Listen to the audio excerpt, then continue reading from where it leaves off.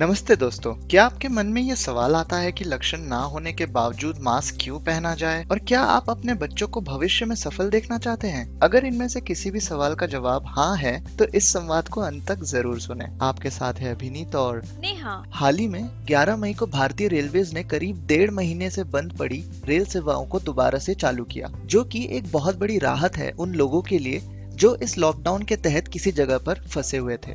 पहले चरण के हिसाब से कुछ ही ट्रेन सेवाएं चालू की गई हैं। हाँ, और भारतीय रेलवेज ने अभी सफर करने के लिए कई नियम बनाए हैं जिन्हें मानना अनिवार्य है। उनमें से एक है आरोग्य सेतु ऐप को मोबाइल में डाउनलोड और लाइव करके रखना। ये स्मार्टफोन के जीपीएस और ब्लूटूथ सुविधाओं का उपयोग करता है। कोई भी व्यक्ति अगर किसी संक्रमित व्यक्ति के 6 फीट के भीतर रहा हो तो ब्लूटूथ के द्वारा ये ऐप इसका पता लगा सकता है और सूचित भी कर सकता है। कुछ लोग इसकी आलोचना जरूर कर रहे हैं, पर हमें लगता है कि इस दौरान इसे अपने फोन में डाउनलोड करना और लाइव रखना ही सबके हित में होगा, और वैसे भी किसी भी समय अपने फोन से इसे हटाया जा सकता है। बिल्कुल, इतिहास के हिसाब से देखा जाए तो अभी के समय के रेलगाड़ियों को जोड़ा जा सकता है ग्रीस के 600 ईस्वी पूर्व के पहिए वाली गाड़ियों से, जो कि पुरुषों और जानवरों द्वारा खींचे जाते थे और उनको चूना पत्थर में खींचे गए खांचे में ही चलाया जाता था ताकि वह अपने मार्ग से ना हट पाए। रेलगाड़ियों को खींचे जाने की शुरुआत भले ही इंसानों और जानवरों से हुई हो, पर रेलगाड़ियों का समय के साथ बहुत सारे आविष्कारों के चलते कई तरह के इंजन के साथ चलाया जाने लगा, जैसे कि स्टीम, डीजल और बाद में जाके इलेक्ट्रिक। समय के साथ साथ तेज गति से चलने वाली ट्रेन्स जैसे कि बुलेट ट्रेन्स का भी आगमन हुआ।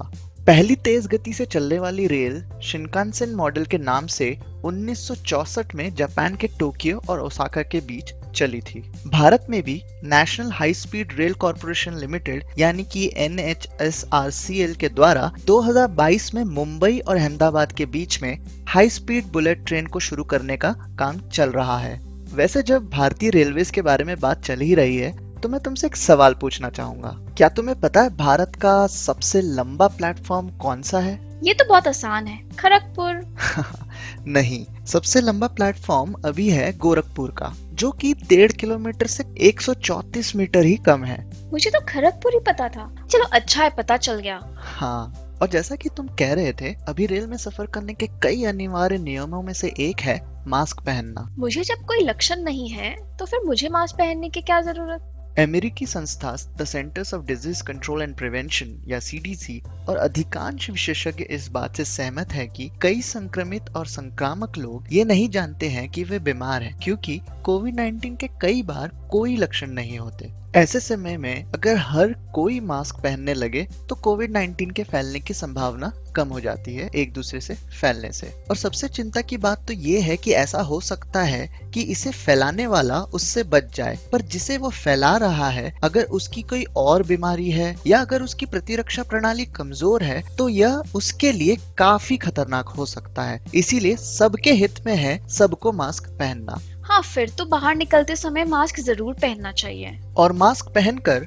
संक्रमित ना होकर और संक्रमण को ना फैलाकर हम फ्रंटलाइन वर्कर्स जैसे कि नर्सेस की भी सहायता कर रहे होते हैं। और हाल ही में 12 मई को अंतर्राष्ट्रीय नर्स दिवस था और हम सभी नर्सेस का तहे दिल से अपने और आप सबके तरफ से धन्यवाद करते हैं। विशेषज्ञों के अनुसार हमें पेशेवर मास्क की भी जरूरत नहीं है, केवल रुमाल, टी-शर्ट, दुपट्टा या यहाँ तक कि तकिए के कपड़े से बने मास्क भी बहुत प्रभावी होते हैं। हाँ, और प्रधानमंत्री मोदी जी ने इशारों के माध्यम से इसे दर्शाया भी, जैसे कि एक राष्ट्र संबोधन के दौरान उन्होंने अपने गले में ओढ़े हुए कपड़े से अपने मुंह को कुछ पलों के लिए ढका और ये जताया कि किसी भी कपड़े का इस्तेमाल किया जा सकता है। और हमारा मानना ये भी है कि मास्क से और सोशल डिस्टेंसिंग से लॉकडाउन को धीरे धीरे खोला जा सकता है।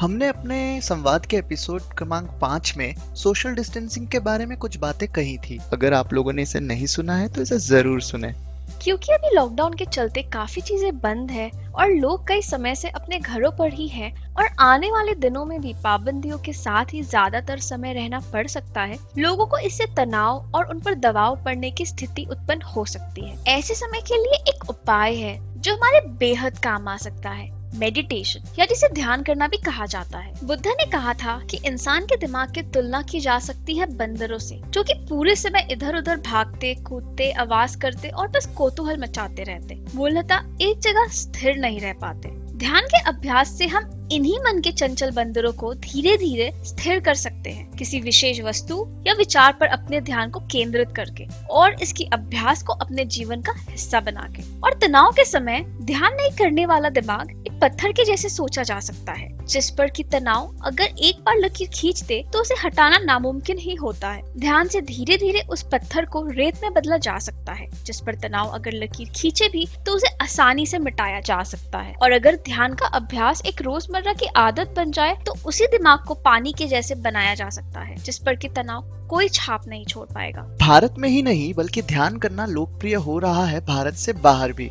यूएस के सीडीसी के हिसाब से ध्यान का अभ्यास करने वालों की संख्या 2012 से अभी तक 3 गुना से ज्यादा बढ़ी है। और इतना ही नहीं, अमेरिका में योग के बाद ध्यान दूसरा सबसे लोकप्रिय मन और शरीर से नाता रखने वाला अभ्यास है। कई प्रसिद्ध लोग जिनमें बिल गेट्स, आर्नोल्ड श्वार्ज़नेगर और अनुष्का शर्मा शामिल हैं, उन्होंने कहा है कि ध्यान उनके जीवन का एक महत्वपूर्ण हिस्सा रहा है। और हमारा मानना है कि ध्यान केवल बड़े ही नहीं, बच्चे भी बड़ी आसानी से कर सकते हैं। बिल्कुल।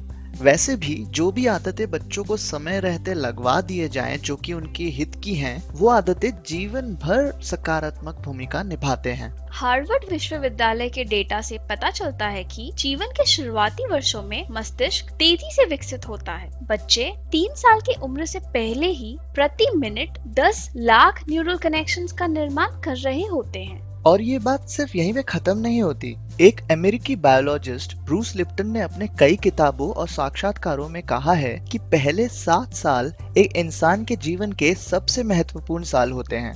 उनका कहना है कि पहले 7 साल तक बच्चा अपने इर्द गिर्द होने वाली चीजों को भांपता है और सीखता जाता है, जिसका उदाहरण के तौर पे देखा जाए तो छोटे बच्चों के लिए भाषा सीखना बहुत आसान होता है। अगर घर में एक से ज्यादा भाषाएं भी बोली जाएं, तो बच्चा उसे आसानी से सीख लेता है। वहीं बाद में जाकर कोई भी भाषा सीखने में काफी वक्त और प्रयास लग सकता है। उनका ये भी कहना है कि इन शुरुआती सालों में सीखी हुई बातें बाद में जाकर बच्चों के जीवन के जीने का तरीका बन जाता है, अवचेतन मन के जरिए। इसके पीछे बहुत तकनीकी और वैज्ञानिक तथ्य हैं और उन सब में जाना अपने में ही एक विषय है संवाद का। परंतु सीखने वाली बात यह है कि अगर माँ बाप अपने बच्चे के पहले 7 साल में सचेत प्रयास करते हैं और चीजों को सिखाने की और अच्छे वातावरण उपलब्ध कराने की कोशिश करते हैं, तो आगे जाकर उस बच्चे की सफलता सुनिश्चित की जा सकती है। और इसीलिए शिक्षालय भी बच्चों के जीवन में बहुत महत्वपूर्ण भूमिका निभाते हैं। वो तो है,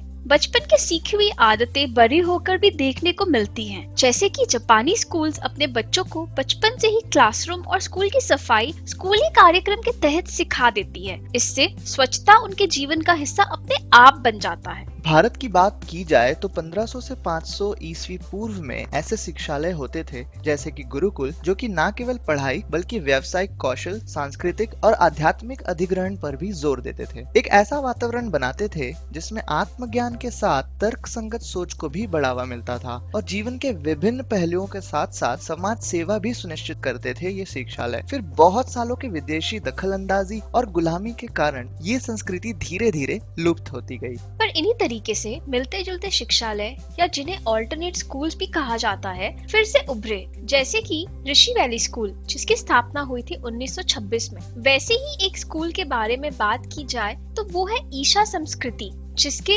संस्थापक है सद्गुरु जग्गी वासुदेव, जिन्हें आदर से सद्गुरु के नाम से जाना जाता है। वे कहते हैं कि उनका उद्देश्य है preparing children not for the university but for the universe, अर्थात बच्चों को विश्वविद्यालय के लिए नहीं बल्कि विश्व के लिए तैयार करना। इस स्कूल में पढ़ाई के साथ यौगिक प्रथाओं और भारतीय शास्त्रीय कलाओं के एक अनूठे मिश्रण पे जोर दिया जाता है, जिससे कि बच्चों के शरीर और मन में संतुलन और स्थिरता लाया जाता है। ईशा संस्कृति को स्थापित करने वाले सद्गुरु, जो कि पद्म विभूषण से सम्मानित हैं, खुद एक योगी तथा एक लोकप्रिय गुरु हैं। उनका कहना है कि लोगों की धारणाओं को बढ़ाना एक महत्वपूर्ण जरूरत है, क्योंकि हम जो मानते हैं, जानते हैं, सिर्फ उसी को अनुभव कर सकते हैं। बचपन से ही आध्यात्मिक गतिविधियों और योगा से वो जुड़े रहे। वो वन्य जीवन और जंतुओं से भी बहुत प्रभावित रहे। उनके पर्यावरण के तरफ का झुकाव शायद इसी से जोड़ा जा सकता है। उन्होंने कावेरी नदी को सूखने से बचाने के लिए एक अनोखी पहल करी है, कावेरी कॉलिंग, जिसके तहत उन्होंने कुछ प्रस्ताव रखे, जैसे कि किसानों को कावेरी बेसिन में 242 करोड़ पेड़ लगाने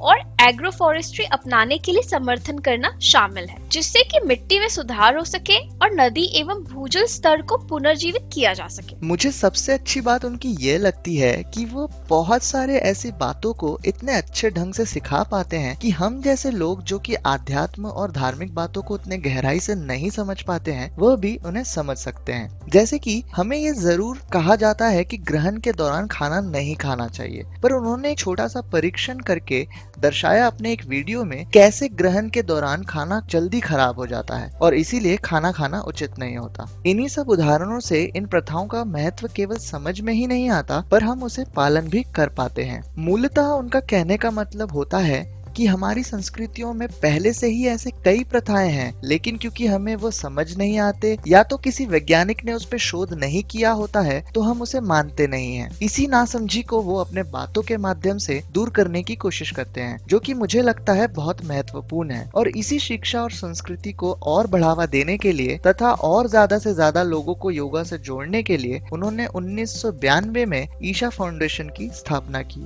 वे कई पुस्तकों के लेखक भी रहे हैं। उनकी किताब inner engineering the New York times की सर्वश्रेष्ठ बिकने वाली किताबों की सूची में शामिल है। उनकी पहल ईशा विद्या एक शिक्षा पहल है जिसका उद्देश्य शिक्षा प्रदान करके ग्रामीण भारत में शिक्षा और साक्षरता का स्तर बढ़ाना है। वो ध्यान से भी काफी जुड़े हुए हैं और YouTube पे आप उनके कई वीडियोस देख सकते हैं। हम अपने विवरण में कुछ ऐसे वीडियोस के लिंक जरूर रखेंगे ताकि अगर आप उन्हें देखना चाहें तो आप उन्हें देख सकते हैं। जाते जाते हम सदगुरु द्वारा कही गई एक पंक्ति आपको सुनाना चाहेंगे। जीवन आप पर क्या फेंकता है वो हमेशा आपका चुनाव नहीं होता, आप उससे क्या बनाते हैं वो पूरी तरह से आपका चुनाव होता है। आपके समय के लिए बहुत बहुत धन्यवाद। अगर आपको ये एपिसोड पसंद आया है तो इसे जरूर लाइक और शेयर करें। हमारे चैनल को सब्सक्राइब करें। आपसे जल्द ही दोबारा मिलने की उम्मीद से अब हम आपसे विदा लेना चाहेंगे। धन्यवाद।